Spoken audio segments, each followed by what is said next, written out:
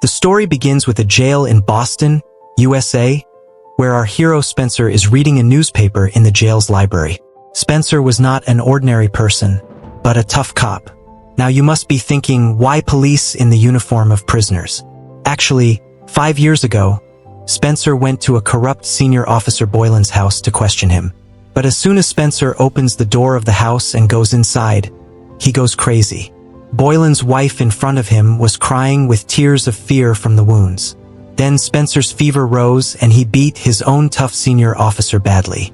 Because Spenser can bear anything, but not torture on women.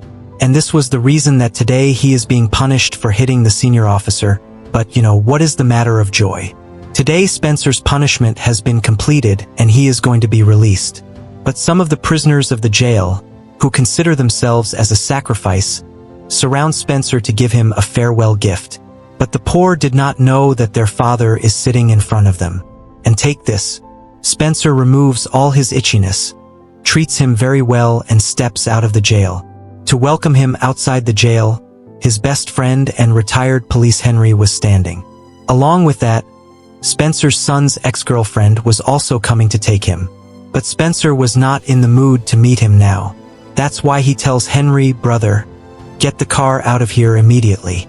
Henry takes Spenser to his father's empty apartment without delay, so that he can live there for a few days. Another of his old police friend, Driscoll, also comes to meet Spenser there. Driscoll asks Spenser, so what is your intention after washing your hands of your friend's job and after being punished for 5 years? Spenser replies that now he will just chill in his life.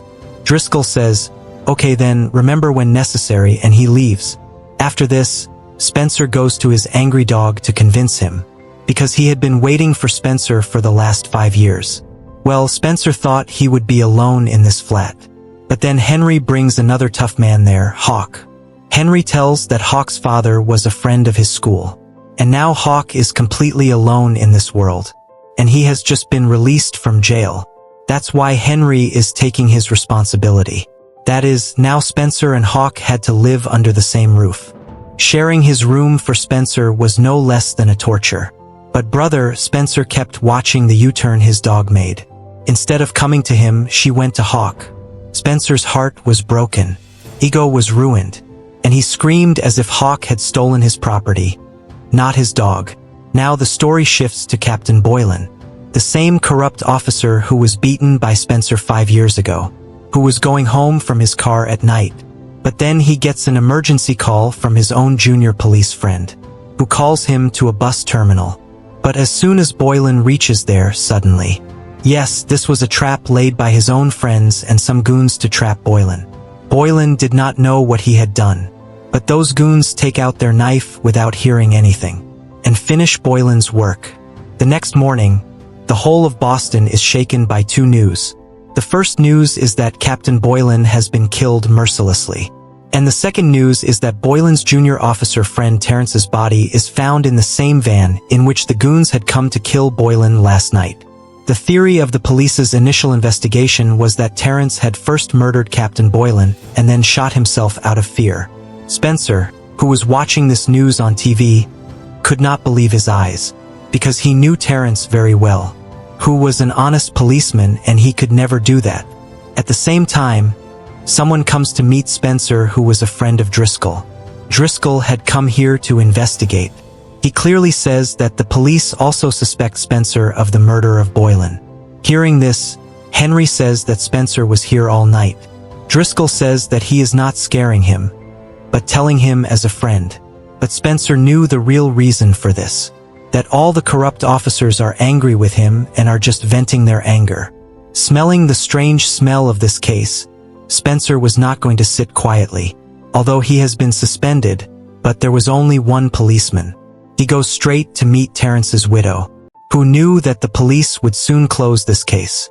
Spenser asks if Terrence had a problem with Captain Boylan. Tia tells what kind of problem.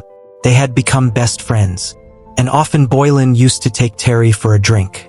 When the matter got more serious, Spenser tells Tia to stay alert, and to find out the truth himself, he goes to a local bar of the police.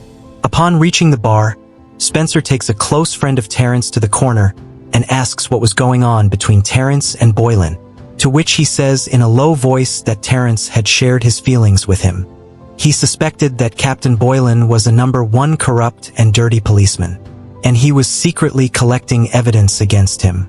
That's when a new sergeant named Macklin enters there, who was promoted to his place after Terrence's death. When Macklin and his fellow policemen see Spenser leaving the jail, inquiring about their area, their bodies catch fire. They start staring at Spenser and the atmosphere gets very serious. They even start arguing, and the arrogant Macklin punches Spenser. Spenser was also one of those who sat quietly. He also punches Macklin a few times, but all the policemen hit him. After eating a full plate of food in the bar and being thrown out, our hero Spenser's eyes suddenly fall on the CCTV camera in front of the bar. He goes to the owner of the bar to find out the truth. But when he can't get the oil out of his finger, Spenser tears his finger. Without telling the shopkeeper, he blows his entire CCTV hard disk. Now to understand the matter of this murder case, he asks for help from Hawk. And when they check the footage of that night, the brothers find a very big clue. On the night of the murder, Terrence comes out of the bar and sits in a yellow supercar, owned by someone else. As for Terrence's own blue van, someone else was driving it who was following that yellow car. Spenser suspected that these two cars must have gone directly to the same bus terminal where Boylan's body was found. Spenser arrives at the crime scene without a moment's delay. It was true that Boylan's car was hit by Terrence's van, but someone else was driving it because Terrence was in the yellow car. Spenser understands that this whole game was already fixed, that is, first Boylan's murder, then Terrence's murder, and the whole accusation was made to fall on Terrence. That's when Spenser finds a toothpick chewed on the ground. Spenser immediately understands who has this bad habit of chewing toothpicks. Spenser immediately goes to Driscoll and asks him what he was doing at the murder scene. But Driscoll, who had now been promoted and sat on Boylan's chair, clearly denies that he had never been there. The smell of betrayal had now increased. After this, Spenser reaches a boxing ring in search of Hawk. Actually, after being released from Hawk's jail, Henry wanted him to become a professional boxer. So he made Spenser Hawk's coach so that he could teach him the basics of boxing. After finishing training, the two brothers go to a cafe to worship their stomachs. That's when Spenser's son's ex-girlfriend Davis suddenly flashes there. She asks in anger, "Why didn't you come to meet me after getting out of jail?" Spenser lies that he is shifting to Arizona forever, and he doesn't want to bother her anymore. Davis also emotionally gives her a small memorable moment as a farewell. After this, as soon as they leave the cafe, Spenser's eyes like a hawk fall on the same yellow supercar which he had seen on CCTV. Spenser, without losing a moment, falls behind that car from the shortcut, but today the poor guy's fate was bad. On the way, a neighbor's dog falls behind Spenser, and in the process of following the car, Spenser tears his pants. That dog breaks badly on Spenser, but at the right time, the owner of that dog comes out and scolds him and Spenser's life comes to life. But by then that yellow car leaves from there. Spenser goes to the boxing gym in anger and shouts at Hawk, "I was getting the dog cut there and you were standing there like a ghost watching the show. If you had helped, maybe that car driver would have been caught." But that's when Hawk calms down and says, "Don't shout, brother. I have secretly noted the number of that car, 895, as soon as Spenser hears this." A smile comes on his face and he is happy with Hawk. As soon as he gets the number, Spenser goes straight to the RTO office so that it can be found who is the real owner of that yellow car. But because of being suspended here, he clearly refuses to give any kind of private information to RTO officer Spenser. But Spenser threatens him that if he does not give information, then he will tell everyone that he has given him information many times by taking money first, which will put his job in danger. To save the job, he gives him information and the name on the computer screen was Charles, who was a big drug mafia and illegal businessman in the city. Spenser knew Charles's whereabouts well, so he takes Hawk and Henry and sits on a bus stop across the road to spy on Charles. Sitting there, Spenser tells Henry and Hawk about Charles's terrifying history. Charles was not just a drug dealer, but he was a hitman who cut anyone's neck for money. But the hands of big powerful people were on his head, so the police have never been able to touch him. Spenser says that 10 years ago, when he was in the police, he was put under the protection of gentrification, i.e. the government work. The poor people there were leaving the land, but a girl clearly refused to give her land, and to get that girl out of the way, a rich businessman gave a contract to Charles, and 2 weeks later, Spenser found the girl's body. And when Spenser handed over the file department of this murder case, the corrupt officers immediately closed the case. After this, Spenser investigated alone, and he got a CCTV footage in which 3 goons of Charles were clearly seen murdering that girl. But when he took this evidence and went to Boylan said with a smile that this video is edited. Pay attention to the job of emptying the land quietly. Seeing this rotten and sold system, Spenser's blood was spilled. He went straight to Boylan's house, and as you know, he beat Boylan so much that he went to jail for 5 years. Now, when it was clear that the big police officers are partners in Charles's black business. Knowing all this, Spenser, Henry, and Hawk swear that they will not sit on the trust of the law anymore. They will clean the name of the innocent Terence in their own way and will put an end to these traitors. In anger, Hawk punctures Charles's favorite car's tire. The next day, Spenser starts following Charles like a shadow. While following, Spenser reaches a place where he goes crazy. Charles was meeting someone else, but not Charles, but Macklin. The same sergeant who was promoted. Macklin secretly takes a big bag full of notes from Charles. It was the money of direct bribery of drugs and corruption. But the real twist in the story comes when Spenser meets 2 FBI agents there. Those agents were also keeping an eye on Macklin secretly. Because the FBI was already suspicious that Macklin and Boston, many big officers were working of this underworld and were playing a very big game with the criminals. After seeing Charles and Macklin together, Spenser suddenly remembers the prisoner in jail with whom there was a fight on the day of release. Spenser knew that the prisoner had been a big drug dealer before, so he goes to jail to get information from him again. First of all, he asks the prisoner who told you and why the FBI is behind all corrupt officers. But the prisoner was very cunning. He clearly refuses. Then Spenser calls Henry directly. And brother, do you know what Hawk was doing there? He was having with the prisoner's wife. Seeing this, the prisoner is stunned. On top of that, Spenser says, maybe you will for a long time, so your wife is looking for another partner, and if you don't want my friend to do with your wife, then answer my questions quietly. Finally, the prisoner has to kneel, and he speaks a secret code word out of fear, Wonderland. But as soon as he says this, he starts laughing. Spenser asks, why are you showing your teeth? On which the prisoner says that you are going to die, no one can save you. Anyway, without paying much attention, Spenser meets his old informant Wayne, who is a great casino which is underworld mafia has made a mask international drug smuggling where corrupt police, corrupt politicians, and rich businessmen do black every week.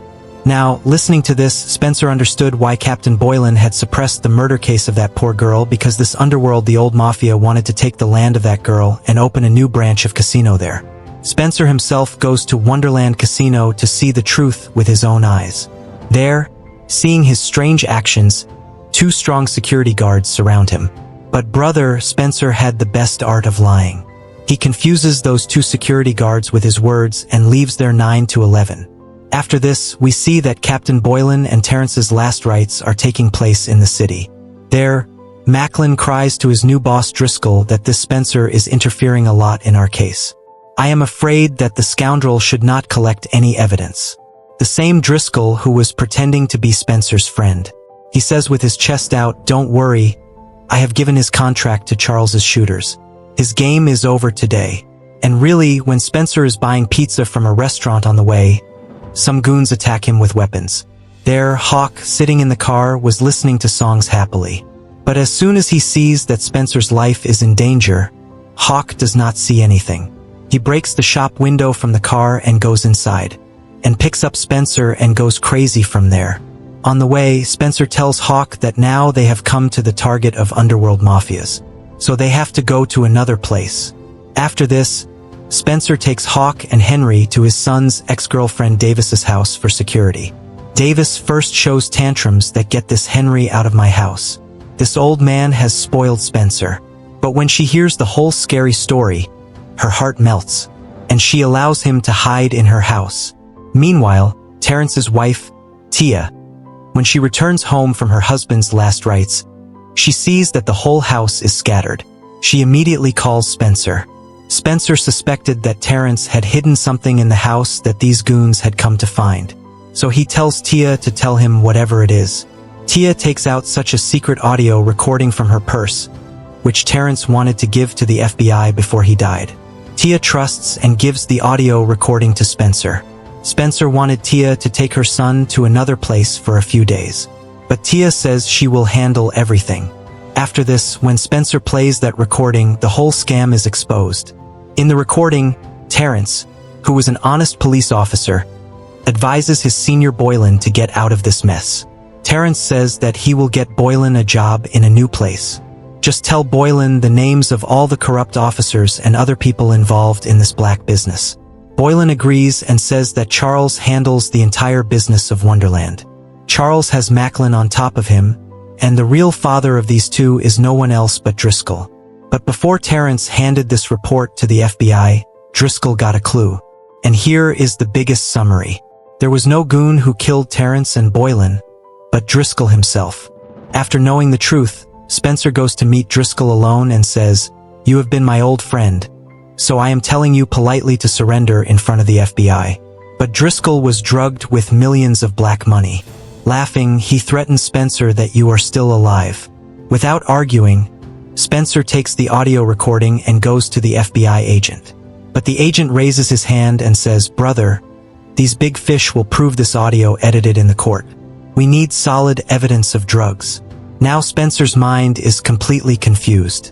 He says a curse at Charles's den and slaps him so hard that Charles reveals the entire location of the next drug consignment. After this, Spenser and Hawk are waiting for the car on the highway in which drugs were being brought. And as soon as they see the car, Hawk breaks the glass of the car with a hammer. And then after beating both the goons, Spenser steals the entire truck full of drugs and hides it in the garage of Davis. His plan was to call the FBI directly in the morning and hand over the goods and Charles to them. But then another problem comes. The old Henry was kidnapped from the house. Driscoll's phone rings and he threatens, "If you want to see Henry alive, then come to Wonderland Casino with all our goods. Otherwise you will get the old man's corpse." Here in the Wonderland field, Driscoll and Charles were waiting for Spenser with all the weapons.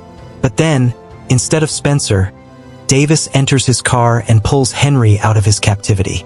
And at that very moment Spenser and Hawk bring an 18-wheeler huge container truck and blow up the cars of the Mafia. Driscoll runs towards the warehouse in fear. Spenser also follows him and goes inside the warehouse. But Charles's goons block Spenser's way. That's when our tough Hawk shows his strength. And he says to Spenser, "You go ahead, brother. I will beat these scoundrels alone." Hawk alone starts cutting the whole turn like a carrot. Now Spenser and Driscoll were face to face. Spenser did not want to put this traitor to sleep so easily. He throws his gun and challenges Driscoll to a one-on-one fight like a real man. There is a fight between the two. And finally, Spenser breaks Driscoll's face and puts him there. He ties the entire Wonderland gang with the same stolen drugs and hands them over to the FBI.